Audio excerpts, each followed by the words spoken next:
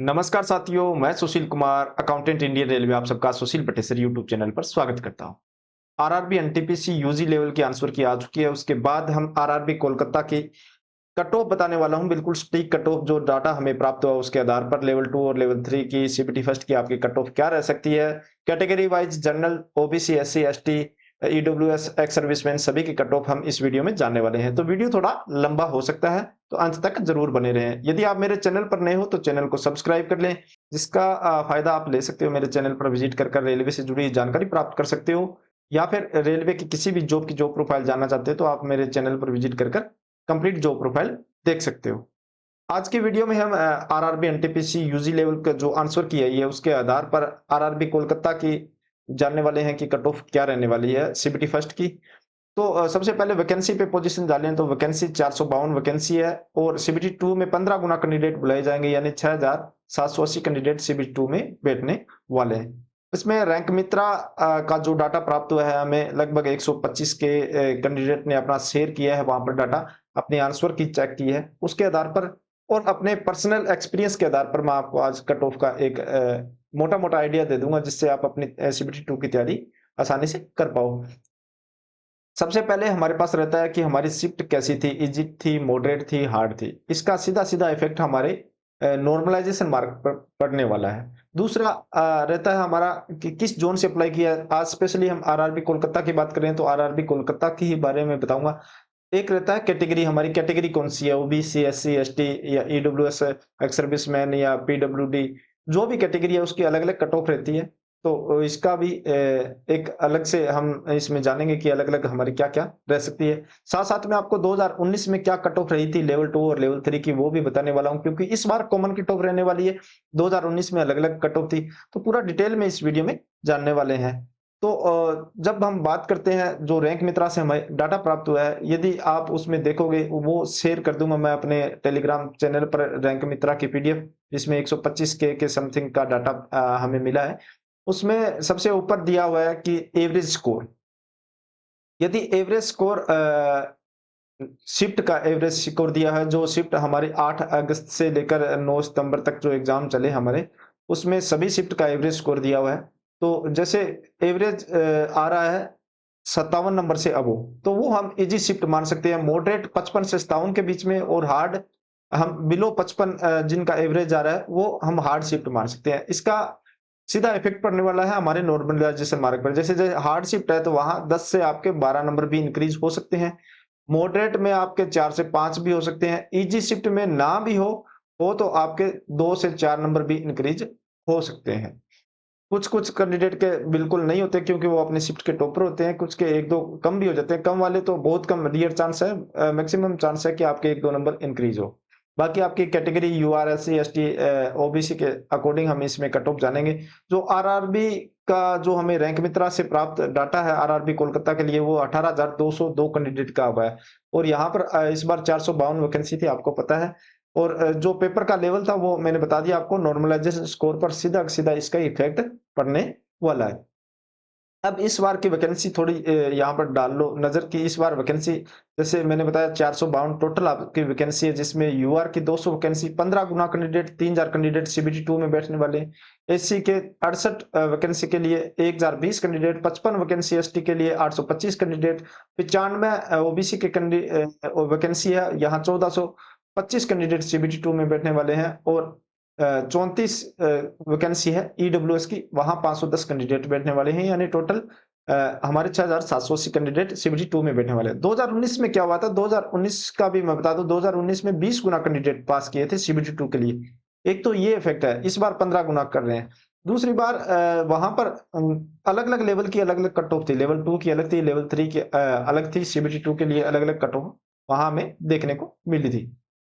इस बार आपका एक कॉमन कट ऑफ आएगा लेवल 2 और लेवल 3 के लिए। ग्रेजुएशन का भी एक अलग से कॉमन कट ऑफ आएगा, जो हम पहले मैं बता चुका हूं पहले की वीडियो में। तो 2019 में जब आप वैकेंसी देखोगे तो कोलकाता में अच्छी वैकेंसी थी, जिसमें लेवल 3 की मात्र 473 थी और लेवल 2 की 685 वैकेंसी थी। इस बार तो टोटली 452 है। तो यहाँ यूआर के कट ऑफ, आप ये आफ्टर नॉर्मलाइजेशन है, ये जो कट ऑफ मैं ये दिखा रहा हूँ ये आफ्टर नॉर्मलाइजेशन है। तो यूआर की सबसे पहले बात करूं तो 75 है, फिर एससी की 65, एसटी 60, ओबीसी 72, यहाँ 65। ये मैं लमसम आपको बता रहा हूँ, यानी पॉइंट में नहीं बता रहा। लेवल 2 की बात करूं तो 68 685 वैकेंसी के लिए, यहाँ फिर एससी की लगभग 60 के आसपास, फिर 52, फिर 65, फिर 56 ईडब्ल्यूएस की कट ऑफ थी 2019 में। 2024 में कंपटीशन भी बढ़ गया और 15 गुना कैंडिडेट है इस बार, तो यहाँ पर कट ऑफ का सीधा सीधा असर पड़ेगा कि आपकी कट ऑफ इंक्रीज होगी और नंबर ऑफ वैकेंसी भी काफी कम है। तो अब रैंक मित्रा से जो डाटा हमें प्राप्त हुआ है आरआरबी कोलकाता के लिए, तो आप देखोगे कि यूआर में सबसे पहले 3000 कैंडिडेट जाने वाले हैं सीबीटी 2 में। तो यूआर में चाहे जनरल उसमें एससी का हो, एसटी का हो, ओबीसी का हो, ईडब्ल्यूएस का हो, कोई सी भी कैटेगरी का हो, यदि उसके नंबर ज्यादा है तो वो यूआर में ऑटोमेटिक चला जाता है, यानी ऊपर के 3000 में चला जाता है।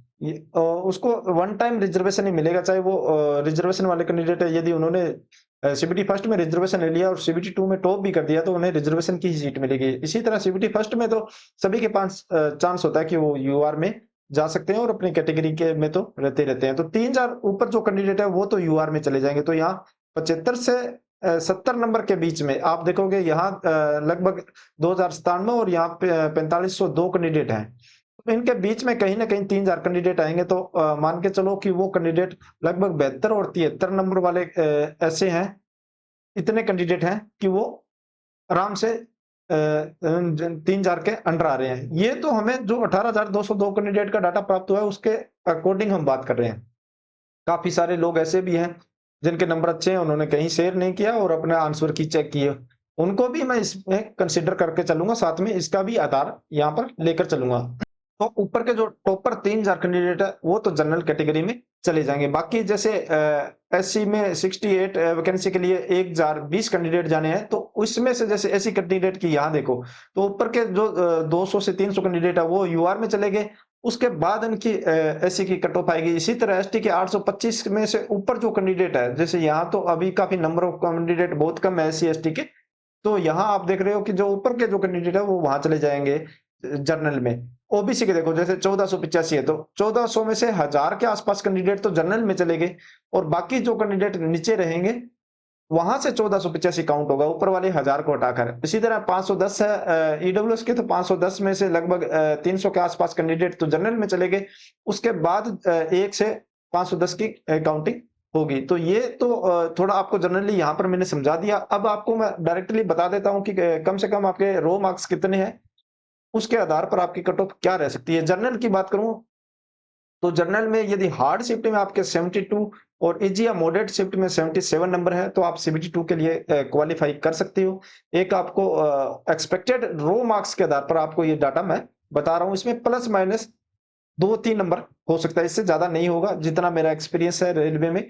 तो उसी तरह एसी की बात करूं तो एसी में 62 हार्ड शिफ्ट में और 67 यदि आपके इजी या मॉडरेट शिफ्ट में बन रहे हैं तो आप सीबीटी 2 के लिए क्वालिफाई कर सकते हो। आप अपनी तैयारी को कंटिन्यू रखें। एसटी के लिए 55 प्लस और 60 प्लस इजी या मॉडरेट में रहने वाला है। ओबीसी में 68 हार्ड में और 72 प्लस इजी या मॉडरेट शिफ्ट में। ईडब्ल्यूएस की बात करूं तो ईडब्ल्यूएस की 66 प्लस इजी या मॉडरेट शिफ्ट में, हार्ड शिफ्ट में, इजी या मॉडरेट में 71 प्लस कट ऑफ, यानी रो मार्क्स के आधार पर आपकी कट ऑफ रहने वाली है। एक्स सर्विसमैन की बात करूं तो 34 प्लस हार्ड शिफ्ट में और 40 प्लस इजी शिफ्ट में कम से कम यदि आपके रो मार्क्स बन रहे हैं तो सीबीटी 2 के लिए आप कंटिन्यू प्रिपरेशन रख सकते हो। आफ्टर नॉर्मलाइजेशन आपकी कट ऑफ कितनी जा सकती है, यानी नॉर्मलाइजेशन होने के बाद जो फाइनल कट ऑफ आती है वो कितनी जा सकती है। तो जनरल की बात करूं तो 82 से 85 के बीच में रह सकती है। इसमें आपका प्लस माइनस 1-2 नंबर हो सकता है। 72 से 75 के बीच में एसी और 66 से 70 के बीच में रह सकती है एसटी, और 78 से 82 के बीच में ओबीसी और ईडब्ल्यूएस रह सकती है। 76 से 80 के बीच में एक्स सर्विसमैन की रह सकती है। 45 से 50 के बीच में आपकी सीबीटी फर्स्ट की 15 गुना कैंडिडेट की कट ऑफ आफ्टर नॉर्मलाइजेशन रह सकती है। तो यहाँ मैंने डिटेल में आपको बताया कि कैसे कैसे कट ऑफ के फैक्टर काम करते हैं, कैसे आपकी कट ऑफ रहने वाली है, कितने रो मार्क्स है, तो आप आसानी से सीबीटी 2 में जा सकते हो, अपनी तैयारी को कंटिन्यू रख सकते हो। तो इसके टॉपर भी देख सकते हो, जैसे यहाँ पर आप आरआरबी जो 18,000 कैंडिडेट का डाटा प्राप्त हुआ उसमें आप देखो 92 नंबर भी टॉपर में आ रहे हैं। तो ऐसी बात नहीं है कि नंबर लोगों के नहीं आ रहे, नंबर आ रहे हैं। तो कट ऑफ भी आपकी हाई जाने के मैक्सिमम चांस है। तो ये आरआरबी कोलकाता बता दिया, उसके बाद मुंबई, भोपाल, चेन्नई सभी की बारी-बारी से मैं डिटेल में एनालाइज़ करने के बाद मैं आपको बताऊँगा कि आपकी कट ऑफ क्या रह सकती है, स्टिक कट ऑफ, और आपके कितने नंबर है तो आप सीबीटी 2 के लिए तैयारी कर सकते हो। तो यह वीडियो आपको कैसी लगी, अच्छी लगी हो तो लाइक करें, दोस्तों के साथ शेयर करें। इसके अलावा आप मुझे टेलीग्राम या इंस्टाग्राम पर भी फॉलो कर सकते हो, जिसका लिंक मैंने डिस्क्रिप्शन में दे दिया है। वीडियो में अभी तक बने हो, चैनल को सब्सक्राइब नहीं किया तो चैनल को सब्सक्राइब करें। मिलते हैं नई जानकारी के साथ नई वीडियो में। धन्यवाद।